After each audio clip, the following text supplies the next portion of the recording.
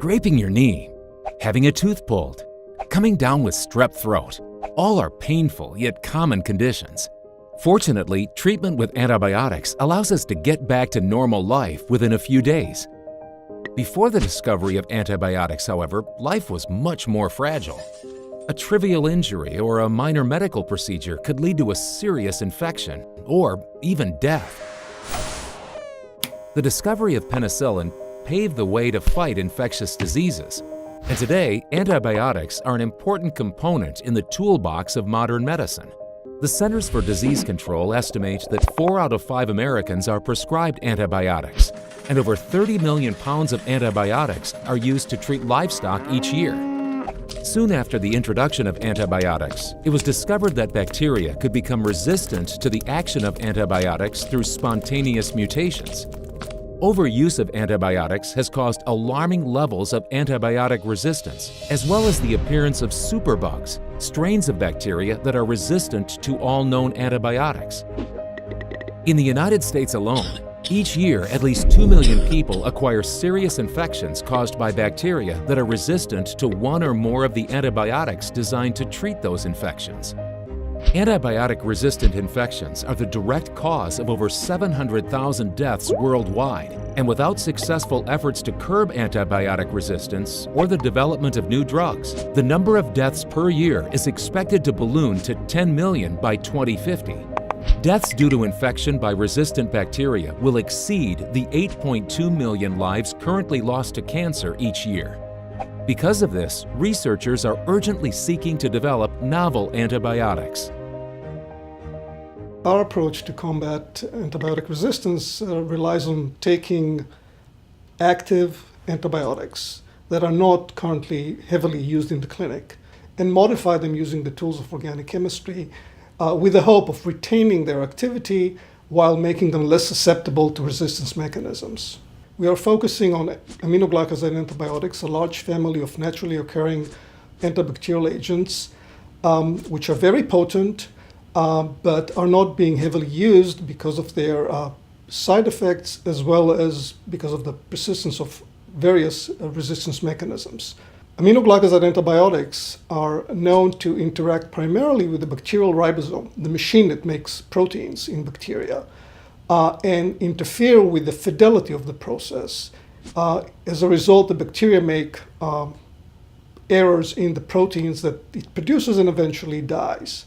The approach we're taking to combat resistance chemically is to try and retain the elements that are essential for antibacterial activity while introducing modifications that lower the affinity to the resistance-causing enzymes. We're using the basic tools of synthetic organic chemistry in which we selectively activate a hydroxyl group towards an SN2 reaction, which allows us then to introduce multiple modifications through a substitution reaction, which then allows us or facilitates the preparation of a variety or a library of different compounds, which we can then screen for potential activity.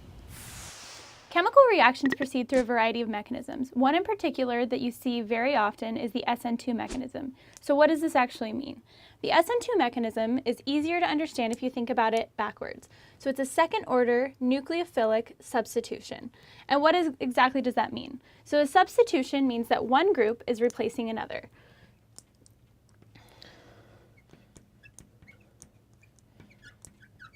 In our case, in this mechanism, that group is the nucleophile. And what that means is that it uses a lone pair to do the chemistry that actually replaces the leaving group.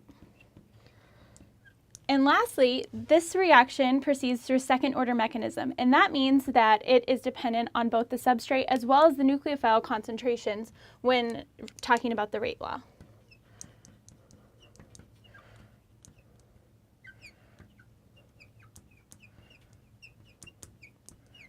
So now, let's think about this in a generic sense, where we have a substrate with a leaving group.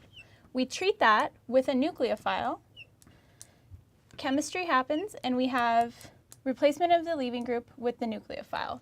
So what we were talking about with the second order means that this reaction rate depends both on the leaving group substrate concentration as well as the nucleophile concentration. So let's talk a little bit more about what that actually means. So now if we're going to look at the rate as a function of substrate concentration, holding the nucleophile concentration constant, what we'll see is that with increasing concentration, we actually get an increasing rate. Similarly, if we look at the rate when varying the nucleophile concentration and leaving the substrate concentration constant, we will see a similar increase in rate trend. So if we actually write the rate law for this, what we would get is that the rate is equal to the rate constant times the concentration of the substrate and the nucleophile. So let's take a little closer look at this reaction here. What you see is that the substrate actually underwent an inversion of stereochemistry upon reacting with the nucleophile. This has actually been shown experimentally for all SN2 reactions. So this fact, along with the second order rate law that we spoke about previously, gives us grounds to propose a mechanism as well as a transition state. I'm going to draw this molecule in a little bit different conformation so we can look at how this reaction actually happens. So the nucleophile attacks from the backside and simultaneously the leaving group will leave. This is what gives us that inversion of stereochemistry. And what you can actually see is that because these two things are happening simultaneously, that's why the rate law is second order. The rate limiting step is dependent on both substrate and nucleophile. So now what we can look at a little more closely is what the transition state actually looks like. So when this molecule is undergoing this transformation, we go through an intermediate that looks like this, where we have the leaving group bond breaking while the nucleophile bond to the carbon is actually forming. And you can see that the nucleophile started as a minus, it still has a delta minus. The leaving group is leaving with its electrons, forming a delta minus, and at the carbon you actually have a delta plus. So this transition state explains, well, transition state as well as the mechanism, it explains the second order rate law and gives us an explanation for why it's an inversion of stereochemistry. And what you'll see is that the product looks similar to the starting material, except for we do have an inversion at that carbon center. So why does that happen this way? Why do we not have retention of stereochemistry or a scrambling of stereochemistry? The reason is explained when you look at the bonding and antibonding orbitals of this group. So we have a bonding orbital here between the leaving group and the carbon, and you see the bonding orbital is between the two groups. Now if we look at the antibonding orbital between the carbon and leaving group, which should be empty, we have something that looks more like this. So when the nucleophile attacks, it cannot place that lone pair into an orbital that's already full. So it needs to find an empty orbital. This empty orbital that it takes advantage of is actually the antibonding orbital of the carbon-leaving group bond. So the nucleophile attacks from the backside at the antibonding orbital, pushes out the leaving group, and forms a new bond opposite where the leaving group was. And this is why we have our second order inversion of stereochemistry mechanism. So what actually affects the reactivity during an SN2 mechanism? One major factor is the steric bulk, both of the nucleophile as well as the electrophile. This is because when the nucleophile attacks the electrophile from the backside, it's going to be experiencing a lot of steric bulk because it has to get really close to the carbon in order to access that antibonding orbital. So if you compare two nucleophiles, we have methanol here and T-butyl alcohol here. you can see that by adding the steric bulk on the carbon bearing the nucleophilic atom, that you're going to greatly decrease the ability of the nucleophile to get into proximity with that antibonding orbital. Similarly, the electrophile, which bears the antibonding orbital, the sterics of it will greatly affect the same ability. So let's look at here, going from a tertiary bromide all the way down to a methyl bromide, we can compare the rates of reaction. Here, there's essentially no reaction. The rate is so slow that we say it's essentially non-reactive. And as you go from secondary to primary to tertiary, or to methyl bromide, you see that we actually get a 1,000-fold increase in rate. So from what we've just shown, we can see that the sterics of the reactive partners greatly affect the reactivity, and in other words, the reaction rate. So another factor that affects the reactivity is the actual identity of the nucleophile and electrophile. So let's look at the nucleophile first. What we actually see is that there's a trend on the periodic table. So going down a column, we increase nucleophilicity. This is because the polarizability of the atom actually increases. And then we also increase nucleophilicity going to the left. This is because electronegativity decreases going toward the left. It's important to note here that even though we are showing you these charged nucleophiles, neutral nucleophiles follow the same trend.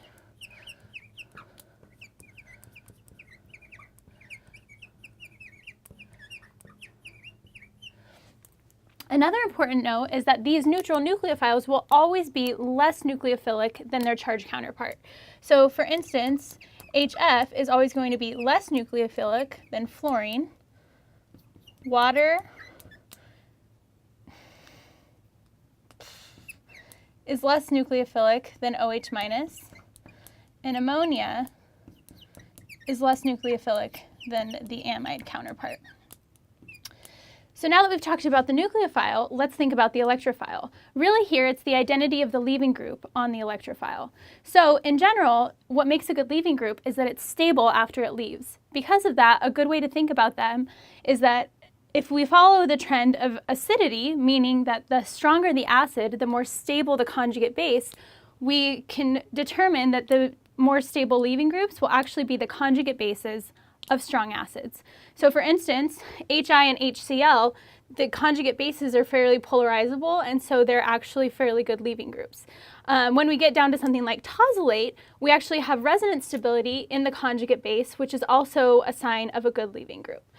So in general, when you're thinking about the stability of a leaving group, what you can see is that the acidity increases along with the stability of the leaving group.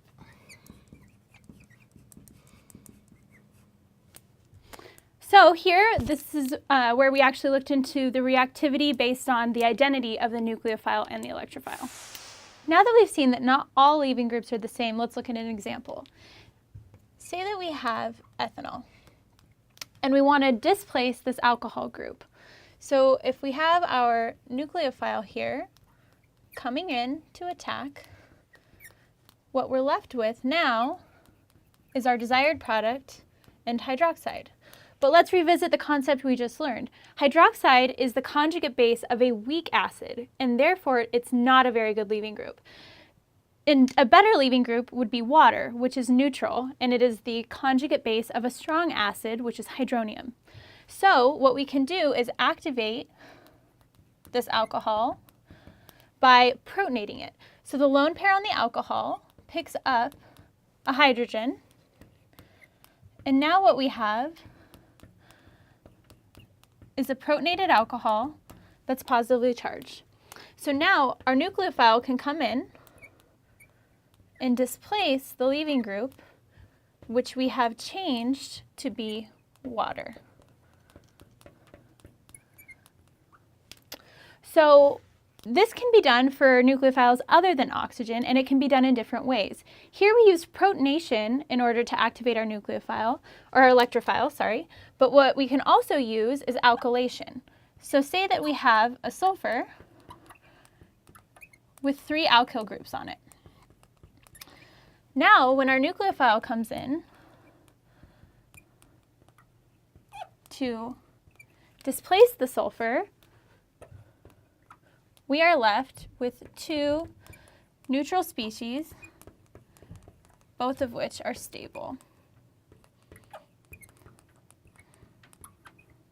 So even if your reaction involves a leaving group that's not ideal, there are ways to make it a better leaving group by activating it. Now that we've talked all about the SN2 mechanism and the reactive partners, let's talk about an example that's biologically relevant. Your body and other living systems produce something called SAM, which is S-adenosylmethionine. It's an alkylating agent, specifically a methylating agent, where it utilizes this activated sulfur electrophile to transfer a methyl group onto the nucleophile of different biological molecules. In this case, we're going to talk about the conversion of noradrenaline to adrenaline.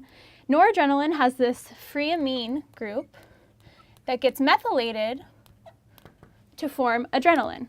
So we're going to get a little more basic here in our structures, just to write out the mechanism. So you can see here that we have our activated methyl electrophile. The nitrogen of the noradrenaline will come in and attack the carbon, kicking out this neutral sulfur group. Now, if this sulfur wasn't activated or didn't have this positive charge, it wouldn't be such a stable leaving group, and this reaction would not proceed quite so easily. But what we see here is that we actually have two neutral products from our reaction. Now, it's good to note that SAM is not exclusive for this reaction. It's actually used to methylate a plethora of different biological molecules, and not only in humans. For instance, bacterial antibiotic resistance, one mechanism through which that happens is through the methylation of the RNA in the bacteria, which is really important because by knowing this, we can actually use that tool or that knowledge to alter the antibiotics to try to fight this resistance. So now let's look at how we can use the SN2 reaction mechanism to combat antibiotic resistance. The TOR group is modifying a class of antibiotics called aminoglycosides. They're doing so in a manner so as not to perturb the interaction in the bacteria so much that we lose activity, but just enough to overcome this resistance. The location they chose to modify in order to achieve this is the primary alcohol.